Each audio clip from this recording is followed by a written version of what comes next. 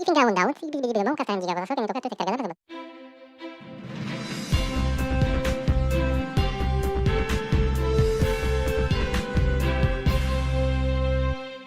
I'm Jason Brown with Laughing Parrot Productions and Sierra Wave Media. You are watching Skippable News, and we are thrilled to bring you another exciting episode. What can you expect today?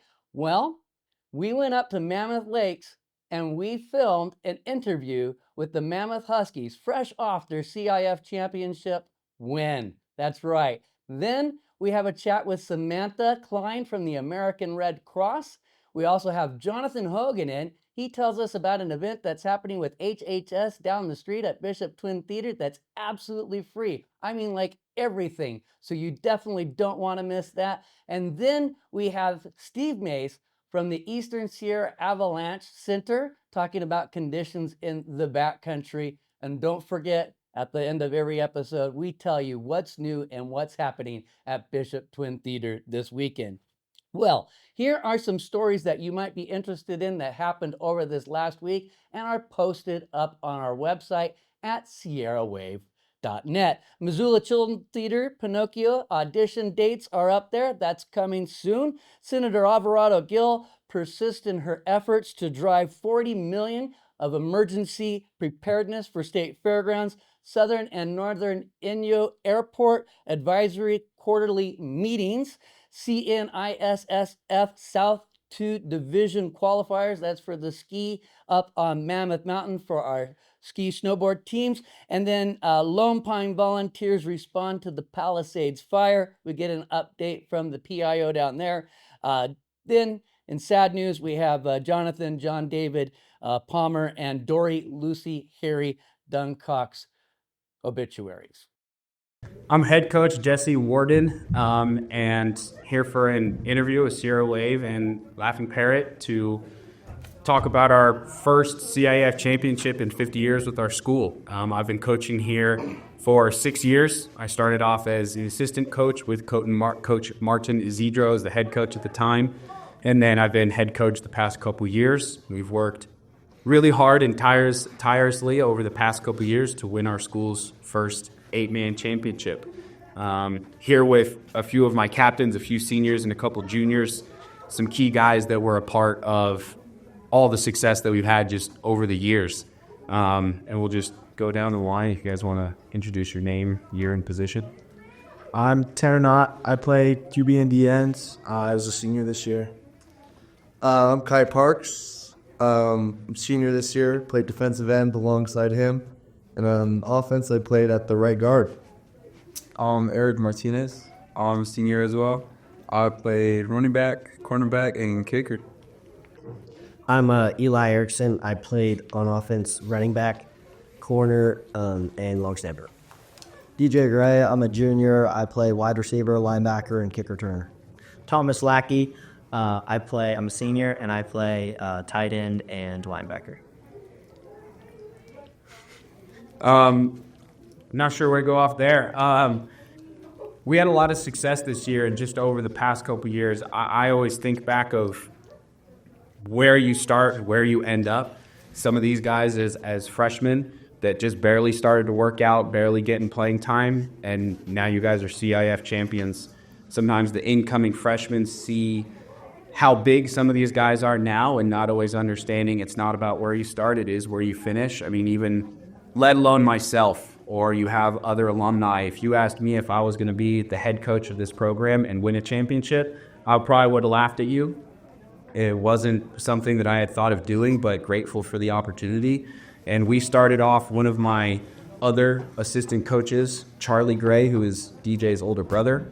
I started coaching during Charlie's sophomore year, and we struggled to get 6 guys to practice for 8-man football.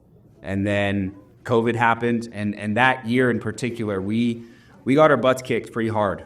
We went 0-7, and then COVID happened, and those guys did not get to experience their junior year. And so going into their senior year, that would have been the fall of 21. Yep. Didn't really know what to expect that year coming off of COVID.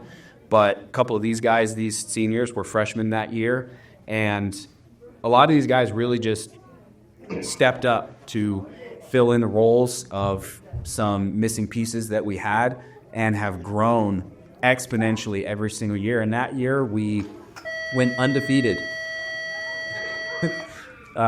We went undefeated through that year in the regular season, and we lost in the semifinal. But from then on, we were 3-time semifinalists in a row. We continued that success. To be honest, I think a lot of us last year thought that might have been our year. Just the amount of talent that we had on the roster just as a whole. And so again, going into this year, not quite sure what to expect, but I think I credit these guys since their freshman year. A lot of kids come into Mammoth High School, never played football before.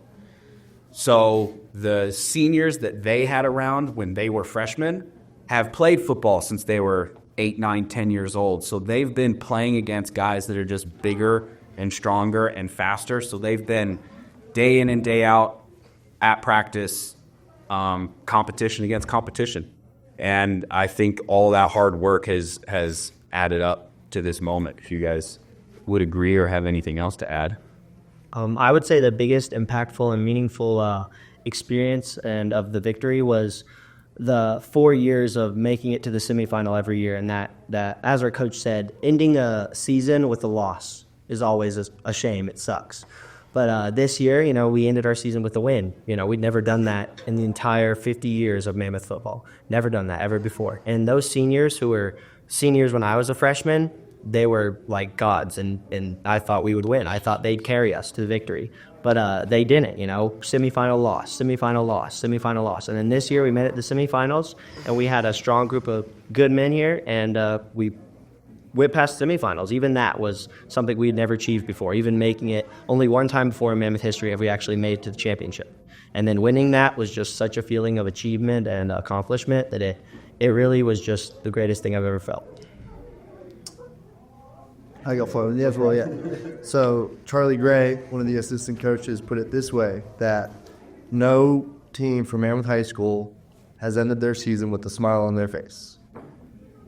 So winning that, having a smile on our faces, jumping with each other, laughing, something no other feeling like it. Yeah, and going off of what Tommy and Kai have said, I think it's very, what could be attributed to our success this year especially is, those 3 back-to-back semifinal losses, and really understanding that we've come this far, we put in all the work, but we're not really getting the end result that we wanted. And so I think ultimately this year, just our willingness and our courage to really go beyond what we did in the previous years, in practice and outside of practice, doing the little things and really tuning everything to the fullest extent. I think that really impacted really how we played in our execution, and it really just showed at the end of the season. Yeah, to me, at least, looking back, what really made the difference this year compared to the 2 years before was our schedule. We started off with the probably hardest schedule I think we've ever had in the history of our program. Definitely the hardest we've ever had. And that pushed us to different places than we ever been. Going back to his older brother, we had never lost a game at home from his brother's senior year until ours. And I think you look at it, we never lost a game at home for those 3 years. The only thing that happened in those 3 years, we made it to semifinal, made it to semifinal, lost every time. We had to do something different, because if you want the results to change, you have to change what you're doing. And we'd done the same thing, difficult schedule, but not fully challenging ourselves at home for the last 3 years, and it only got us to the semifinal. This year, we challenged ourselves three games at home. That was a stretch. We played Fresno Christian, which we played in the finals at home. We played Avalanche at home, which we lost to last year, and then we played Piranha Valley at home. And that game, I think, is really what determined our season, because we've all been so used to winning, and then they came, we never played them before for like 4 or 5 years, and they shook us up. They showed us that we we're a good team, but we have a lot to grow. And if we want to change the football team, if we want to actually achieve what we want to, the championship, then we have to change how we practice, how we play. We got to play with heart. And we did. We changed. We never lost after that game, and we made it all the way. I think the biggest difference I saw this year was we came out so much more motivated, and we finished the season as the 1 seed. Playing at home is huge. 8,000 feet, elevation is crazy. I mean, those boys from Fresno, they didn't have a chance, but it was a great way to end the year. I'm so happy to do it with all you guys, but yeah. Okay, I got a question. I'm off camera. Jason Brown. So everybody knows. Last game, you're going in there. What was going through your mind? I mean, you said over and over and over again that you come out with that loss. And here you are, final game. Who wants to answer? What was going through your head? I would think. Go for it. I think we started the season playing them at home. We won, and we knew they were going to be a different team than we saw week 1, different team than we saw last year. But we'd worked all through the season honestly, for this one game. And I think everybody here was a little nervous, but I think what I realized once we made it to playoffs is I thought to myself, the only reason you're ever nervous is because you don't feel prepared. You're not confident because of your lack of preparation. So I decided that I only have 3 weeks max with these kids that I've played football with for 3 years. So I might as well play as hard as I can and take away that emotion, because I know at the end of the day we are a more tough team than them. So as long as we don't beat ourselves with our negative thoughts, our emotions, our nervousness, then we would win the game. And that's what we did. And final thought. You come out, it's over, it's done, you won. Tell us. I think it's just it's a different feeling. Like Kai said about Charlie, is like you have a chance to end the season with a smile on your face, which we've never gotten to do. So previous seasons, anybody, so many teams can relate to getting to the end of the season, whether it's playoffs or not. You end that season with a loss, and it's always, you think, shoulda, woulda, coulda. Should have done this, changed that, and you hope for a different outcome. And to get the outcome we did, you don't want to change anything. And it's just a different feeling. It almost feels unreal, especially to be the school where it's our first championship. For a lot of, myself being an alumni and some other coaches and people that didn't think it would be possible to get to that point. It's just, it really is a different feeling, and you ride that kind of high as long as you can. And you wouldn't change anything about it. So, any closing remarks, gentlemen? Not really. No? Just congratulations from us. We're really excited for you. Thank you for doing this interview. Thank you, Coach. What a wonderful year. Amazing. You guys did great. Yeah. And we're out. Great job. Absolutely fantastic. Hi, everybody. My name is Johnathan Hogan. I'm with Inyo County's Health and Human Services. I'm a prevention specialist with the tobacco education and the mentoring department. In January this month, our First Five program is holding a positive parenting awareness month. And with that, they're going to be having a movie showing at the Bishop Twin Theater, a free one. It's going to be on Saturday, January 25th at 10 a.m. over at Bishop Twin Theater. You can get free popcorn, free soda, bring the kids, have a great time. They're going to have Inside Out 2 is the showing. So again, they'll have that on Saturday, January 25th at 10 a.m. at the Bishop Twin Theater. You can follow Inyo County Health and Human Services on their Facebook or their Instagram accounts, and you can also follow Team Inyo for any kind of updates. They're also going to be having a scavenger hunt, a county-wide one, where you can find some cool family-friendly prizes around the area. If you find one, take a picture, tag Inyo County HHS, and we'll be glad to share that with everybody. For more information, you can reach the first 5 crew at 760-873-6453. Thank you so much. My name is Johnathan with Inyo County Health and Human Services. Have a great week. Hi, I'm Jason Brown, and I have Samantha Kline from the American Red Cross. It'd be the Eastern Sierra Kern. Do they call it unit? What do they call that? Chapter. Chapter. All right. And she's got some valuable information that she's going to share with us today, and she's going to become a regular on the show. It's nice to have the American Red Cross back. A lot of the information is important because it kind of relates to our area as what is happening down south. And you might say, oh, that never happens here. And that's not true. We had a horrible, devastating fire in Arn Hills about 9 years ago. So, welcome. Thank you. Good to have you back. How are you doing today? I'm doing quite well, and you?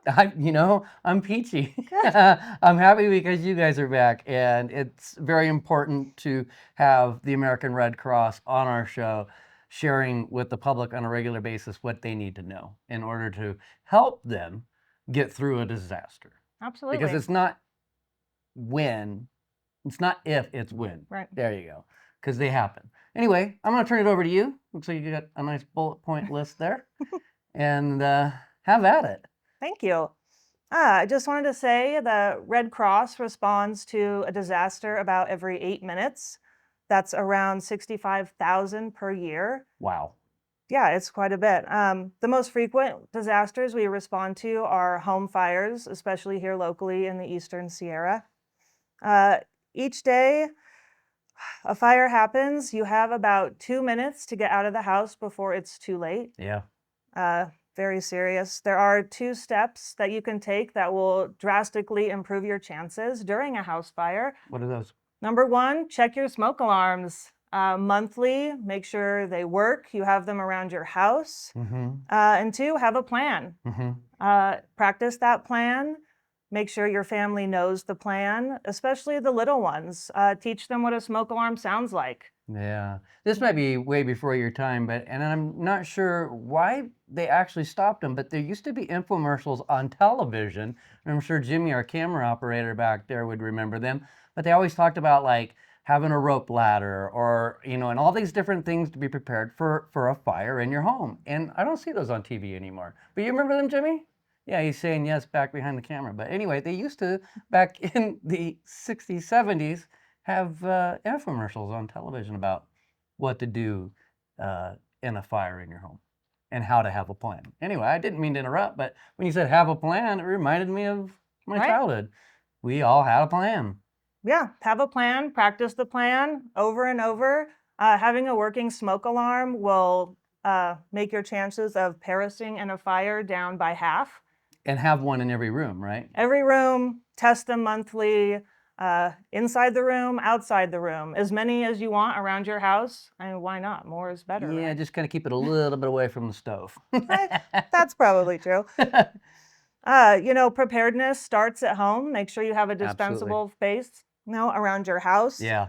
Make sure you trim back shrubs, trees, anything that would touch the roof of your house. One of the things that scares me that I'm going to add that needs to be in defensible space, we store our cardboard from Amazon and all the other packages. And if you live like us in this community, you order from Amazon quite regularly. And that cardboard just sits next to the house. And I realize as you're talking about defensible space, that's not defensible. No. That stuff goes up super fast. Really quickly.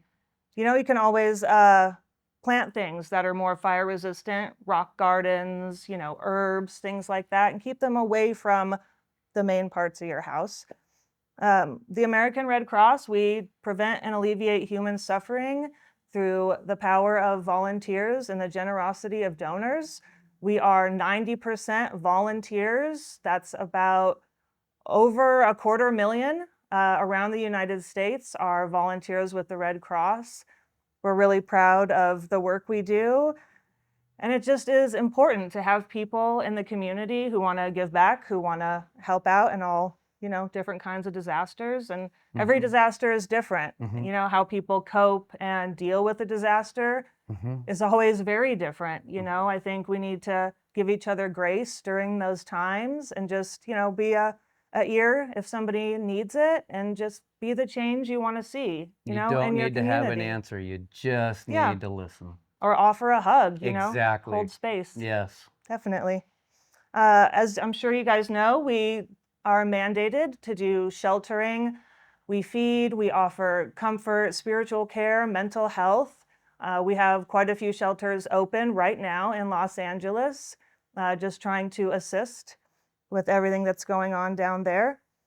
Let's talk about shelters real quick. Sure. What a lot of people don't understand, if you call the big Red Cross national number, you might get into a process where, because this happened with the Willow Fire when I contacted and reached out, you actually need to contact the local chapter, because the national group of the Red Cross doesn't see the mountains in the middle. Right.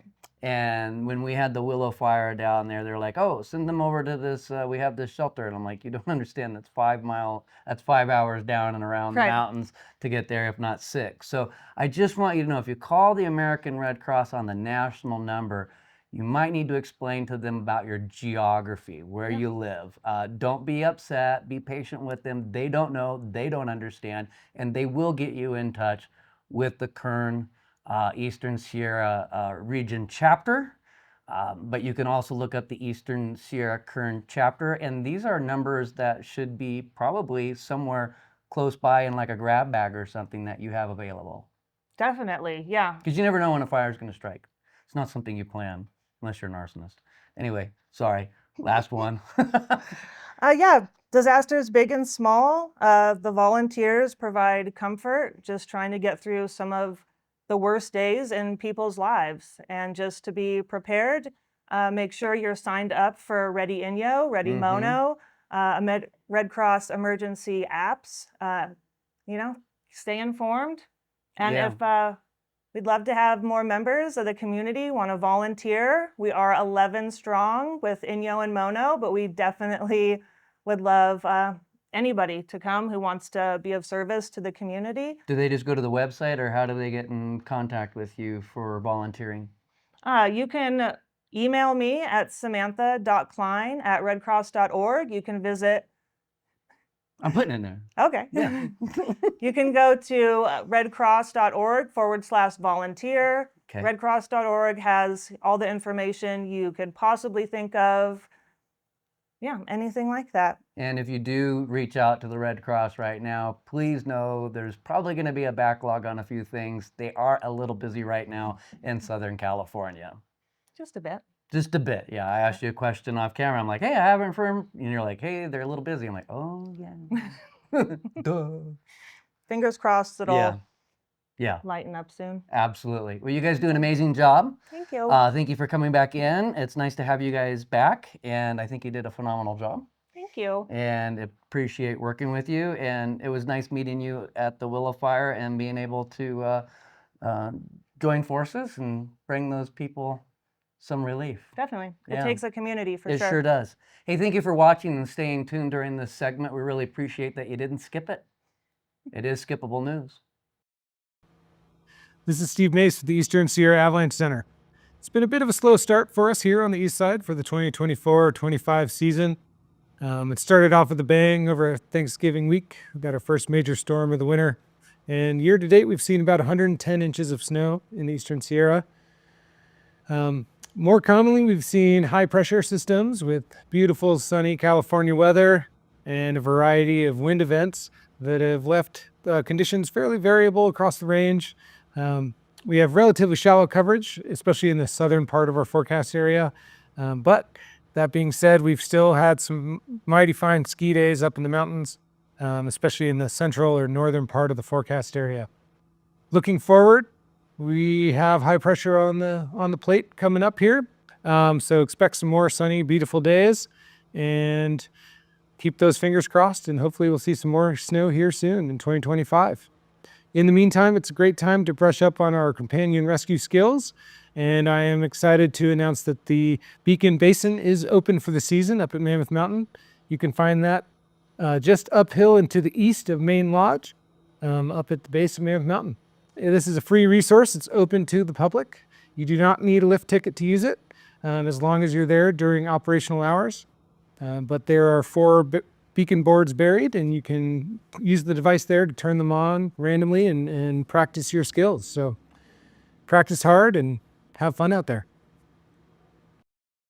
Thank you for watching. Don't forget to tune in to KSRW either on your radio or online. You could just tell any of your streaming devices to play KSRW FM. On the weekend, we have got some incredible programming lined up, starting with Casey Kasem in the mornings on Saturdays. He's playing the 70s on the countdown. And then in the evenings on Saturdays, we have Buddha Man and latest from the greatest. On Sunday mornings, we start with The Pastor Without a Pulpit at 7 a.m., followed by some inspirational music. Then we have the Lutheran Hour. It starts with a Lutheran message, and then the Pastor's Roundtable, and then right into Casey Kasem as he does the countdown of the 80s. I'm telling you, make KSRW your weekend destination for entertainment and inspiration. You won't want to miss it. Oh, forgot. Episode's not completely done yet. Let's watch these movie trailers. What's new at Bishop Twin Theater? Kraven the Hunter is on his way.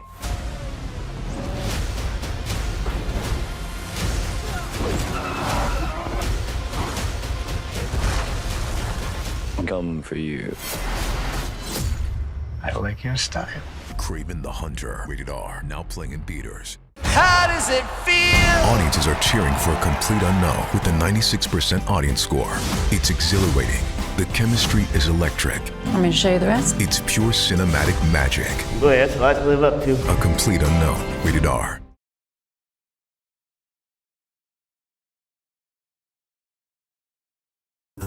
Hello, this is Fred Rowe from Sierra Bright Dot Fly Fishing Guide Service. I've been teaching guiding, riding, and lecturing on fly fishing in the Eastern Sierras since 1982.